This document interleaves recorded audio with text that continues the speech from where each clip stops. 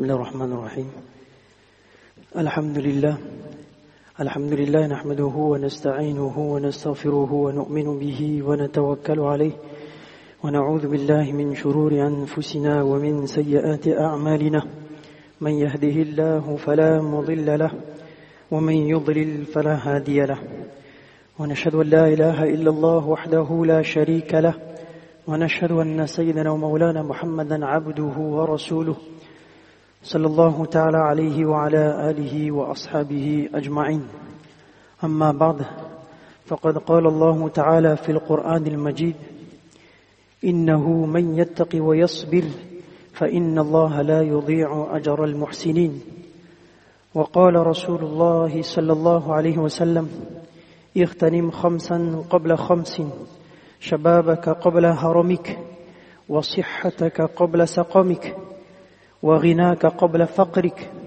وفراغك قبل شغلك وحياتك قبل موتك أو كما قال عليه الصلاة والسلام صدق الله العظيم وصدق رسوله النبي الكريم ونحن على ذلك لمن الشاهدين والشاكرين والحمد لله رب العالمين.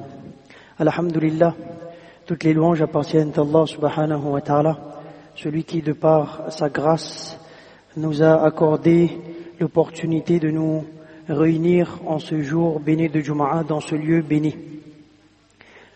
Le 12 août a été déclaré Journée internationale de la jeunesse. C'est en 1991 que les jeunes réunis à Vienne, à Autriche, pour le premier forum mondial de la jeunesse, organisé par le système des Nations Unies, ont proposé d'instaurer une journée internationale de la jeunesse.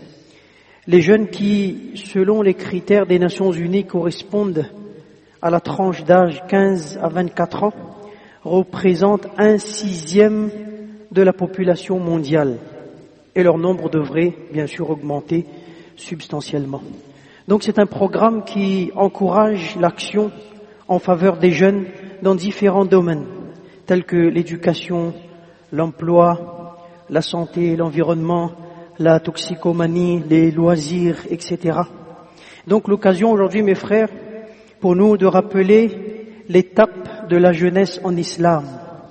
L'étape de la jeunesse, eh bien c'est une période cruciale dans la vie de l'homme.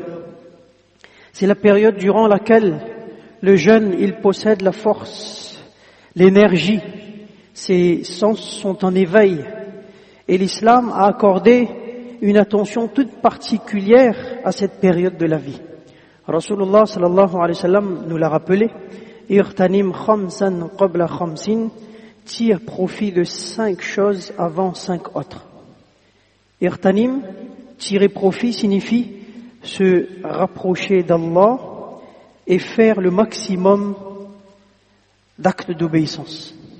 Alors la première chose c'est Shababaka qabla haramik. Shababaka qabla haramik, tire profit de ta jeunesse avant ta vieillesse. Deuxième chose, wasihhataka qabla saqamik, tire profit de ta santé avant ta maladie. Troisième, warinaka qabla faqrik, tire profit de ta richesse avant ta pauvreté. Wa faragaka qabla shughlik, tire profit de ton temps libre avant ton occupation. Wa hayataka qabla mautik, et tire profit de ta vie avant ta mort. Nous avons vu à travers ce hadith, dans le premier point même, Shababaka qabla haramik, tire profit de ta jeunesse avant ta vieillesse. Que celui ou celle qui prête la plus grande attention à cette étape cruciale de la vie et ne la néglige pas, alors Allah subhanahu wa ta'ala l'accorde un énorme privilège. Et à quel moment? Le jour où le soleil est au-dessus de nos têtes. Ce sera un jour terrible. La sueur qui découle de cette chaleur atteint pour certains leurs chevilles, pour d'autres leurs genoux, pour d'autres encore leurs hanches, et pire, certains ont leur sueur jusqu'à leur bouche. Alors attention, ce n'est pas une scène de fiction. C'est là la description d'une des scènes du jour du Qiyamah. tel que nous l'a présenté Rasulullah sallallahu alayhi wa sallam. Alors cependant, Rasulullah sallallahu alayhi wa sallam nous a annoncé qu'en ce jour, eh bien, quelques personnes seront privilégiées par Allah. Quelques personnes seront privilégiées par Allah subhanahu wa ta'ala. Dans ce moment de difficulté intense, ces gens seront privilégiés. Et quel sera leur privilège, mes frères? Quelle sera leur distinction? Eh bien, lorsque tout autour, il y a un soleil ardent, le privilégié, c'est qui? C'est celui qui est à l'ombre. Avoir un peu de fraîcheur à l'ombre de quelque chose. Mais ce jour-là, il n'y aura ni arbre, ni mur, ni autre chose. L'ombre sera unique. Quelle ombre? Eh bien, ce sera l'ombre du trône d'Allah Azza wa Jal. Et c'est ce que Rasulullah sallallahu alayhi wa sallam nous a dit dans un hadith. Sab'atun yudhilluhumullahu fi dhilli yawma la dhilla illa dhilluh.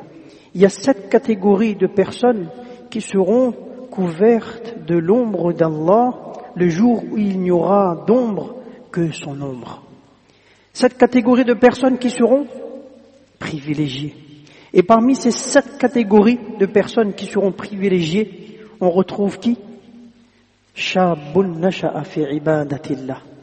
Shabun nasha'a fi ibadatillah, un jeune qui aura grandi dans l'adoration d'Allah. Un jeune qui aura passé sa jeunesse dans l'adoration d'Allah subhanahu wa ta'ala. Et pourquoi cela, mes frères? Pourquoi ce privilège?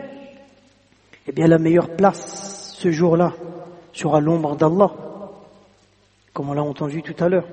Et la meilleure partie de la vie de l'être humain sur cette terre, c'est sa jeunesse.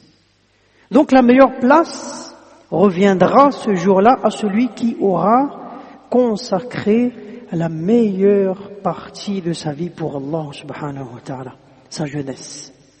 Sa jeunesse, cette phase de la vie où, plein de ses maturités physiques et mentales, le jeune garçon ou la jeune fille, il veut s'émanciper, il veut se défouler, il veut croquer la vie à pleines dents. Toutes sortes de tentations l'entourent. De partout, il est agressé. Son iman est constamment éprouvé. Il n'a plus besoin d'aller vers le mal. C'est le mal qui vient à lui. À l'extérieur comme à l'intérieur. Lorsqu'il rentre chez lui, le danger le guette. Nous sommes tous conscients des méfaits de certains réseaux sociaux. Et celui qui aura réussi dans un tel environnement à protéger son iman, à protéger sa foi, à se retenir des tentations qui l'entourent, à se souvenir qu'il a un Allah, qu'il a un prophète, il a un livre, une morale, une éthique, une pudeur. Ne mérite-t-il pas ce jeune d'être privilégié le jour du Qiyamah? Shabun nasha'a fi ibadatillah, un jeune qui aura grandi dans l'adoration d'Allah. Dans le Coran, Allah subhanahu wa ta'ala a bien dit: Innahu man yattaqi wa yasbir fa inna Allaha la yudhi'u ajra al-muhsinin. Certes, celui qui craint et fait preuve de patience, en vérité, Allah ne fait pas perdre la récompense des bienfaisants. Et pour que ce jeune puisse grandir dans l'adoration d'Allah subhanahu wa ta'ala, pour son épanouissement spirituel, eh bien le choix de son environnement est plus qu'indispensable. Les fréquentations et le bon choix des amis sont des éléments essentiels. Allah subhanahu wa ta'ala nous l'a exhorté dans le Coran. Ya ayyuhalladhina amanu taqullaha wa kunu ma'as sadiqin. Ô vous qui croyez, craignez Allah et soyez avec les véridiques. C'est là un verset qui nous montre l'importance de la bonne compagnie et de la bonne fréquentation, parce que ça a un impact important sur soi. Et c'est la raison pour laquelle Rasulullah sallallahu alayhi wa sallam a dit: l'image de l'homme de bonne compagnie et de celle de l'homme de mauvaise compagnie est l'image du porteur de musc et celle du forgeron. Il a fait une métaphore. Et le porteur du musc, ou bien il te donne un peu de musc, ou bien te le vend, ou bien tu jouis de sa bonne odeur. Tandis que le forgeron, ou bien il te brûle tes vêtements, ou bien te nuit avec sa mauvaise odeur. Donc ce hadith est clair sur l'effet de la bonne ou mauvaise compagnie. Et les savants nous proposent différents critères pour choisir la bonne compagnie. Le premier, bien évidemment, c'est l'attachement à la religion. Plus le musulman il va côtoyer des personnes attachées à la religion, plus il se rapprochera de son Créateur et inversement. Le second critère est le bon comportement. Parce que les amis au bon comportement ne pourront qu'être de bons conseils et pousser vers le bien. Et puis il y a encore d'autres critères tels que l'honnêteté, etc. Donc il est clair que le compagnon a une influence sur celui qu'il fréquente. Comme l'a dit le poète, ne questionne pas à propos d'une personne, mais questionne à propos de son proche ami, car tout proche ami prend comme guide son ami. Aujourd'hui, ce qu'on peut conseiller à nos jeunes, eh bien, pour parfaire et surtout préserver leur iman, c'est de rester en contact avec la madrasa, si on a la possibilité, de rester en contact avec la masjid, de se joindre à l'effort du tablir, se réformer spirituellement auprès d'un cheikh. Tout ceci sont des moyens très efficaces pour la perfection et la protection de notre iman. Parce qu'on a besoin de protéger et en même temps de se perfectionner dans la voie d'Allah. Il ne faut pas s'isoler dans son monde virtuel. Parce que lorsqu'on s'isole dans notre monde virtuel, eh bien à ce moment-là on devient une proie facile pour Shaitan. Lorsqu'on s'éloigne, on devient une proie facile pour Shaitan. Nos pieux prédécesseurs nous ont toujours rappelé que pour la protection de notre iman et pour obtenir la quiétude du cœur et de l'âme, eh bien cela impose nécessairement un effort constant. Et malheureusement, parfois il y a tellement de ténèbres dans le cœur qu'au lieu de s'efforcer d'y apporter la lumière nécessaire pour pouvoir le réformer et rétablir le véritable lien avec Allah, on va chercher des solutions ailleurs et parfois même malheureusement dans le haram. Et finalement, eh bien ça devient exactement à l'image de cet homme. Il dit que il y avait une fois un homme, une nuit, il était en train de chercher sa pièce de monnaie sous un réverbère dans la rue. Alors quelqu'un était passé par là et a décidé de s'arrêter et de l'aider pour chercher la pièce. Et après une quinzaine de minutes de recherche infructueuse, la personne demande au propriétaire s'il avait au moins une idée de l'endroit où la pièce aurait pu tomber. Alors la personne répond, je l'ai perdue chez moi.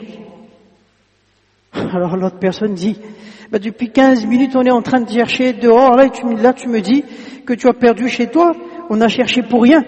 Et le propriétaire qui ajoute gentiment, parce que chez moi il fait trop sombre, on n'y voit rien.